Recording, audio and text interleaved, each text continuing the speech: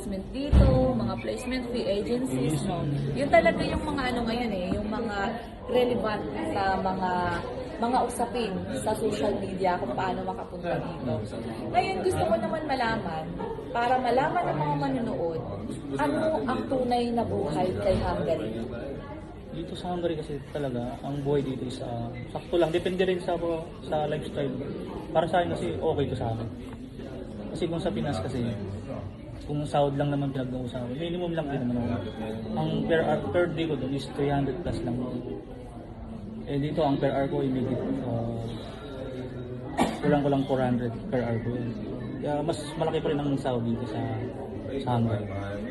Para sa amin. Hindi ba ito pwedeng i-close? Pwede naman. Gusto lang para hindi na kayo okay lang siya.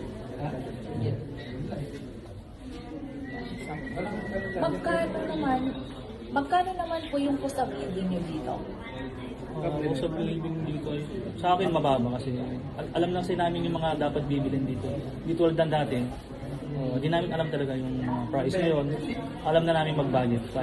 Kaya na namin yung pag magsahod, bibili ka na itlog, isang tray, bigas. So unahin mo talaga yung dapat bibilin dito. Dapat ganon din yung ibang OFW dito. Dapat kailangan mo din sa pagkain, especially sa pagkain talaga. Ilang taon ka na po dito, Mr. Luis? 1 year and 3 months na ako dito. So 1 year and 3 months mo po dito sa Hungary, anong naipon mo? Ano ang naipundar mo? Anong meron sa'yo? Ako kasi first time sa pag-aaral. Parang mag-start pa lang ako sa pag-aaral. Parang yung sinasahod ko, parang pinusupport ko lang sa pamilya ko.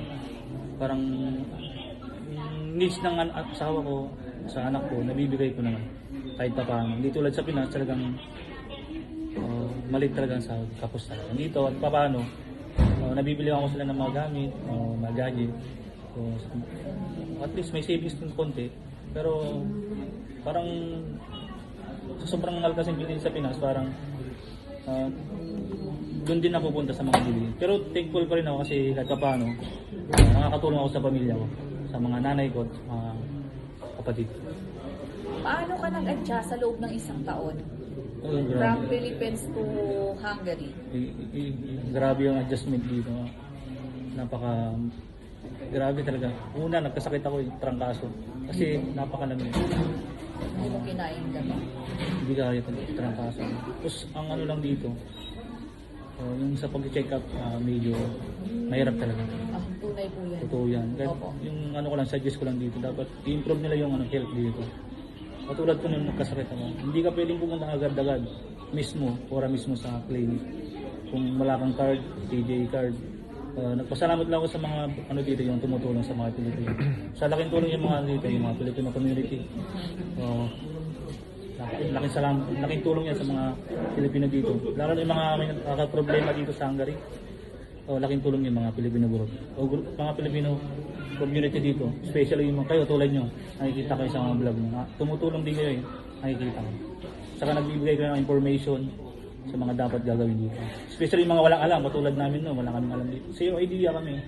Kaya nanonood lang kami ng vlog kung anong sinasabi nun. Doon kami naniniwala. Pero ngayon, at least marami na nag-explain about dito sa policy sa Hungary. Ako meron akong comment doon sa about sa health.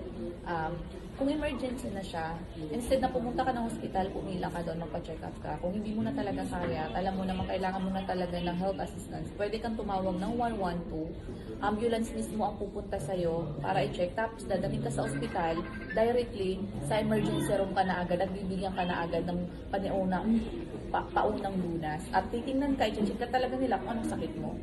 Much better yun sa mga hindi po nakakaalam. Mas maganda kung talagang may sakit na po kayo, nilalagnat na kayo, hindi nyo na kaya, nahihilo na kayo, lalo na kung masakit yung mga puso nyo, feeling nyo may stroke na po kayo, 112.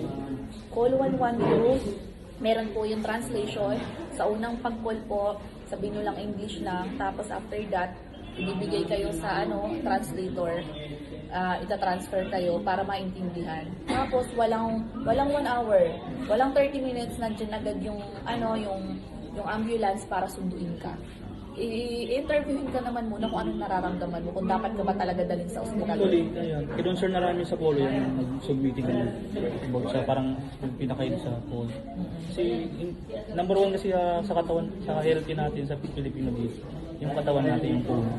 So, ang ano ko lang dito, ba't ganun, halimbawa, magkasakit ka, dapat i-improve nila na kung pwede kang pa-check up, dapat ora mismo, pwede kang ipapacheck up. Ang nangyari kasi sa akin, hindi pwede ka, kailangan mo pagpa-schedule talaga. Tapos kung hindi ka marunong mag-hanggar yan, hindi ka pwede.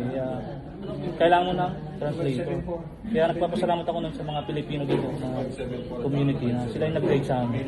Kasi may ibang Filipino community dito, mayroon silang asawang Hungarian, Yun ang tumulong. sila yung nagtutok sa doktor. Kaya malaking tulong talaga yung mga Filipino community dito sa Hungary. Kaya salamat po sa mga tumulong. Ano ba yung Exit lang. So, ano naman yung mga pinagdaanan mo dito sa Hungary na masasabi mo may natutunan ka talaga sa loob ng isang taon? Marami akong natutunan dito sa number one